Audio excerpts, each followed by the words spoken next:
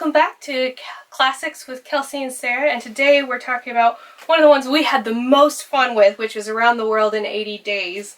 Yeah, it was just... Yeah, it really was. In fact, last night we watched a 3-hour version from the 1950s that was Around the World in 80 Days. And that was a good movie. So, this was my first time.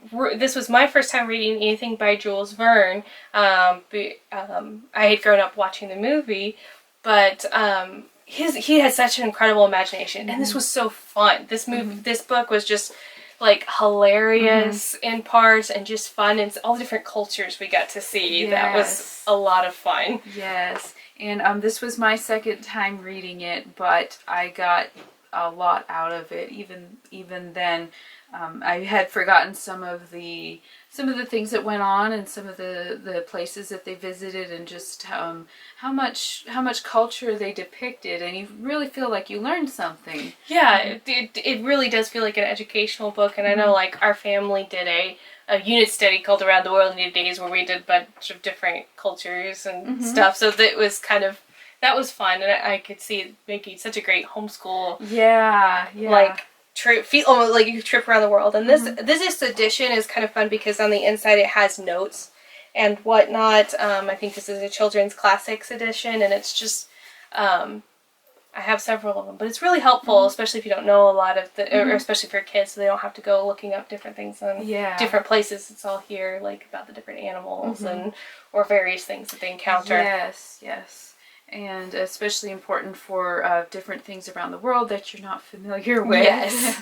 Yeah. And so basically the story, Phileas Fogg takes a bet to make it around the world in 80 days because he believes he can do it. Yes, and he's a very eccentric character, very punctual, very timely, and they kind of exaggerated Britishness.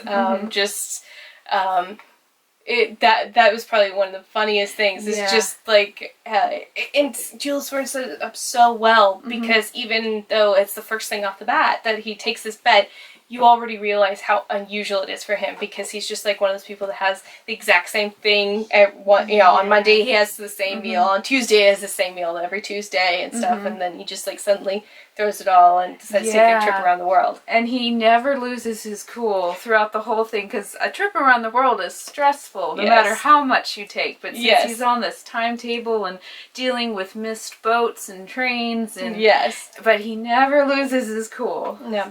And then one of the interesting aspects is that there's a Detective Fix who thinks Phileas Fogg has stole money from this bank, and so is following him around and trying to slow him down. So that was an interesting aspect to the book. Yeah, and of course there's Passepartout. Oh, it's just kind of the comedic element in the book. He's just so a wonderful contrast to Phileas Fogg, and he's a Frenchman and a former acrobat. And for a lot of things. Yes, he has done a lot of things, and he gets into these things. Oh my goodness, all these scrapes. Yes, he's like the opposite of Phileas Fogg, like you said. Just like he's a very impulsive and very curious, and Phileas Fogg is just always just like he's fine. He's just doing the trip, but he's not really engaging in like local stuff. So it's pretty funny, just the contrast between the two of them. Yes. And they meet a fourth major character in India as a young lady, but we won't go into too much about that. Yes, but it did make a very interesting. Yeah, so there's just a lot of plot twists and fun, and it definitely is just like a fun adventure and hilarious. It's one of those books you can't take too seriously and enjoy it because of that. For sure, yes, and I enjoyed the part where they were traveling across America. Yes, because of course Jules Verne is French, and this is Mr. Fogg is British, and so you see how they thought of Americans. Yes, it's kind of fun. Yes, and I definitely had a very skewed view of Americans and very one-sided, but it was hilarious. Like you said, you can't even take it too seriously. You take offense because it was just so funny. Yes, and so the whole book was great. Great ending.